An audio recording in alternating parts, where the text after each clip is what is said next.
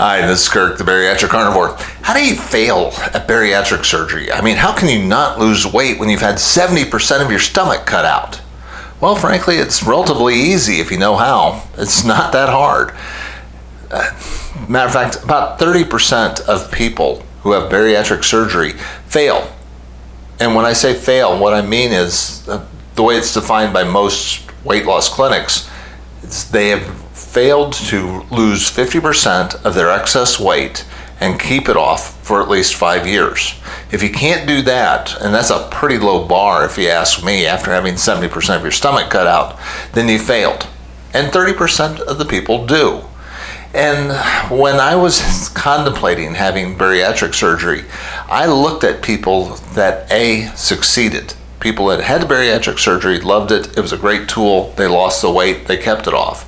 And I looked for people that had failed.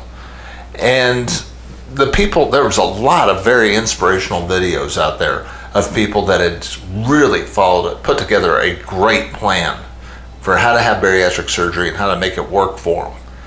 And it was transformational, and it inspired me in a lot of ways to have the surgery.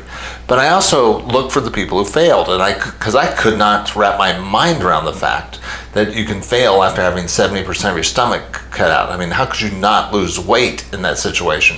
And I found some examples. The most heartbreaking one was this woman who was in this dark room on a really ugly couch, and she had chips bags by her and bags of cookies. And she's crying and making a video saying that weight loss surgery didn't work for her. And she was complaining that her parents had made her have this surgery as kind of a last resort, and it hadn't worked. And what she was looking for was a magic wand. She was looking for something that would miraculously take the weight away, that she didn't have to work, she didn't have to change her diet and lifestyle. And frankly, you can't eat cookies and potato chips as a staple of your diet and lose weight even after bariatric surgery. You need quality nutrition. You have to have a plan. And that's why so many people fail after having bariatric surgery. They can't even lose half their own body weight and can't get halfway to their goal weight and keep it off for over 5 years. And frankly, it's because they can't stay away from the processed food and the carbs. It's not easy after you've had bariatric surgery in a lot of ways. There's a lot of foods that you have to automatically give up. Bread does not sit in your stomach right anymore. And you can't really eat pizza. At least I couldn't even look at a slice of pizza for the first year until the stomach stretched out a little bit, because you don't really have a stomach, you have a tube. And it's very small and it doesn't stretch very much that first year. Now, there's another reason why some people fail at bariatric surgery, and that is a change in their basal metabolic rate. Basal metabolic rate is how much energy the body expends on a daily basis.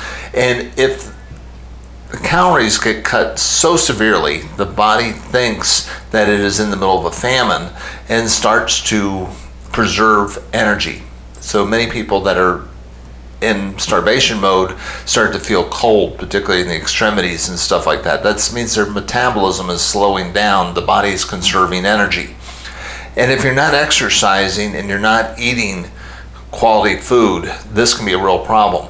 There's a lot of people that eat way too many vegetables and way too many carbs after having bariatric surgery that do have this drop in metabolic rate.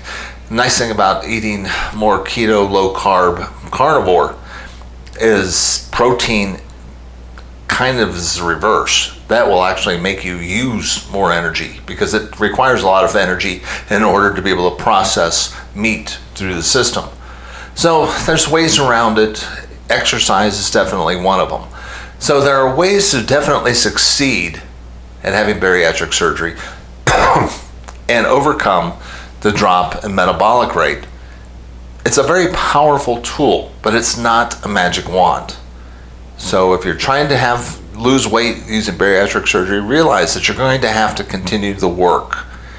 And I strongly recommend looking into a low-carb lifestyle. You might even want to do that first, because if you go low-carb or carnivore prior to having your surgery, you are going to shrink your liver. It's going to make you better prepared for the surgery. You will heal faster. So there's lots of positives even if you have the surgery, but you might find that you're losing weight so darn fast that you may decide you don't even need the surgery. You're probably going to feel good after a few months at it, and you may decide to just forego the surgery. I'm just going to continue with this diet, this lifestyle, and strongly recommend you trying it.